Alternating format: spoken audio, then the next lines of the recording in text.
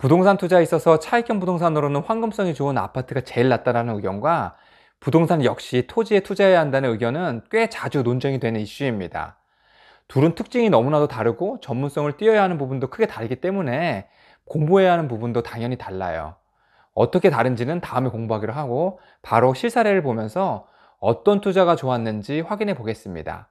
3억 원을 투자해서 딱 5년을 보유하고 팔았을 때 어떤 것이 수익이 좋았는지를 확인해 봤어요.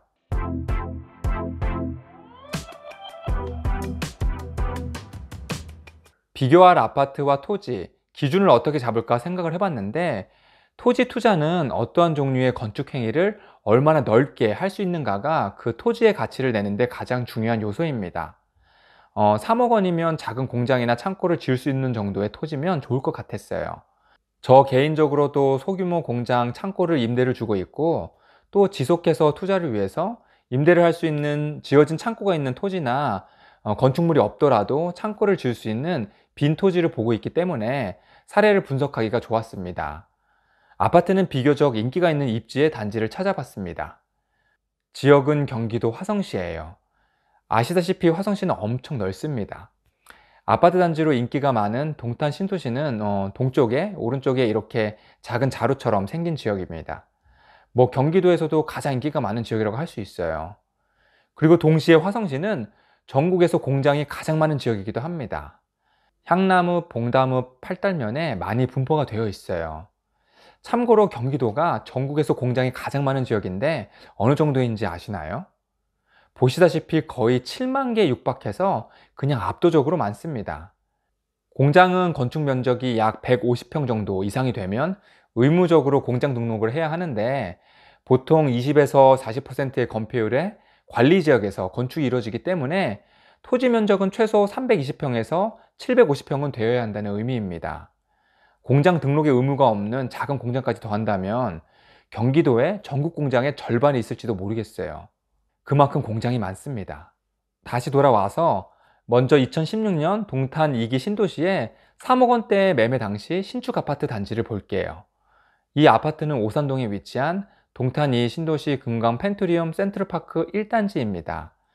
13개 동의 827세대의 단지로 2016년 입주 당시에 33평형이 3억 2천만 원 정도의 거래가 되었어요. 위치는 리베라 컨트리클럽에서 가깝고 동탄 호수에서도 직선거리로 1.3km 정도 위치해 있습니다. 이 아파트의 가격은 조금씩 오르다가 대세 상승기인 2019년 말부터 계속 가파르게 오르다가 5년 1개월이 되는 시점에 7억 8천만 원으로 최고 실거래가를 찍었어요.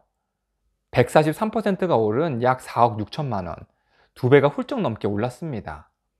입주 당시 최저점에서 사서 최고점에 팔았다라면 세전 4억 6천만 원의 차익이 생긴 거예요. 그럼 이번에는 토지를 볼까요? 이 토지의 위치는 송산면에 있습니다. 송산면은 송산 그린시티의 호재로 땅값이 오른 지역으로 그린시티 조성 지역에서는 다소 떨어져 있어요. 이 토지는 2016년 4월 3억 2,300만 원에 거래가 되었다가 2021년 6월에 10억 2천만 원에 거래가 되었습니다. 약 5년 동안 차익은 무려 6억 9,700만 원으로 215% 정도가 올랐어요. 송산 그린시티의 조성은 2008년에 사업이 고시가 되었는데 이래저래 늦어지다가 2012년부터 공사가 시작되었습니다. 이번 사례의 토지 면적은 340평으로 평당 300만 원에 거래가 되었고, 계획관리지역으로 일반적으로 40%의 건폐율과 50에서 100% 정도의 용적률로 건축을 할 수 있습니다. 지역마다 조례에 따라 다르기는 하지만 계획관리지역은 보존관리지역이나 생산관리지역보다는 지을 수 있는 건축물의 면적이 더 클 뿐 아니라 건축이 가능한 건축물의 종류 또한 더 많아서 땅의 가치를 더 높게 쳐줍니다. 지금 보니까 개발 행위 허가 제한 지역으로 최근에 고시가 되었는데 지금의 토지주는 이것을 살펴볼 일이네요. 이렇게 토지 투자는 변수가 많지만 어쨌든 2년 전에 큰 수익을 냈었던 사례입니다. 자, 그럼 한번 비교해 볼까요?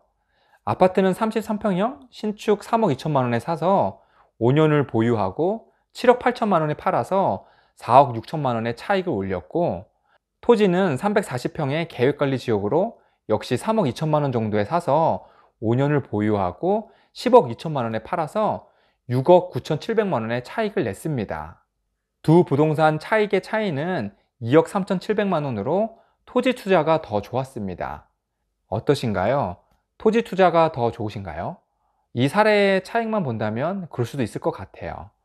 하지만 영상 처음에 언급해 드린 것 같이 이 두 개의 부동산은 특징이 다르고 장단점이 다릅니다.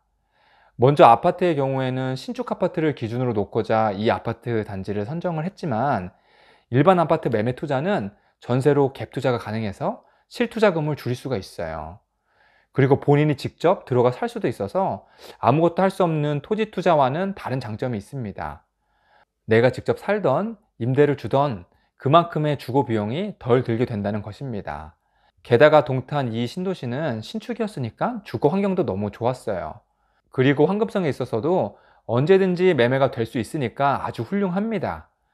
아파트의 가격은 아주 투명해서 소유자를 포함한 누구든지 가격의 추이를 알 수 있고, 내가 원한다면 하락장이든 상승장이든 간에 가격을 조금만 낮춰서 언제든지 매매를 할 수가 있어서 그게 가장 큰 최대 장점이라고 볼 수 있어요. 토지는 그와 반대로 가격이 불분명한 편이고 사려는 사람의 모수가 적어서 황금성이 확 떨어집니다. 그리고 토지는 어떠한 건축물을 얼마나 크게 지을 수 있는 것인가가 그 땅의 가격을 결정하는 가장 중요한 요소인데, 그 의미는 단순히 말해서 상하수도가 들어오는지부터 시작을 해갖고 땅의 용도, 그리고 인접한 도로, 그리고 땅의 방향, 주변의 개발 호재, 그리고 토지 이용 계획, 지자체의 조례나 토지 주변의 시설이나 실제 이웃 사람의 성향까지 정말 수많은 변수에 의해서 가격이 결정이 됩니다. 나는 복잡한 건 잘 모르겠고 주위 개발 호재나 땅의 용도, 그리고 중요한 건축할 수 있는 도로가 어떻게 붙어 있느냐, 그런 정도만 공부를 해서 토지 투자를 하면 괜찮습니다. 만약 그 외 요소들을 풀어가면서 개발을 한다면 더 큰 돈을 벌 수 있을 거예요.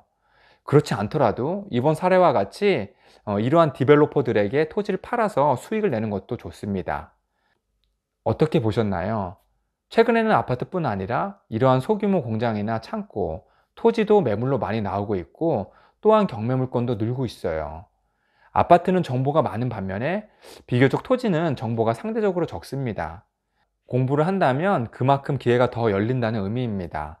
참고로 저는 두 가지 투자를 다 하고 있지만, 아파트는 내가 직접 산다는 컨셉으로 공부를 하면서 투자를 생각하고 있고, 창고나 공장에 있는 토지 또한 실제로 쓴다는 가정하에 매물을 보고 있습니다. 이상입니다. 행복한 하루 되세요. 조금이라도 도움이 되셨나요? 구독과 좋아요는 다음 영상을 만드는 것에 큰 도움이 됩니다. 지속해서 좋은 영상 올려드리겠습니다. 감사합니다.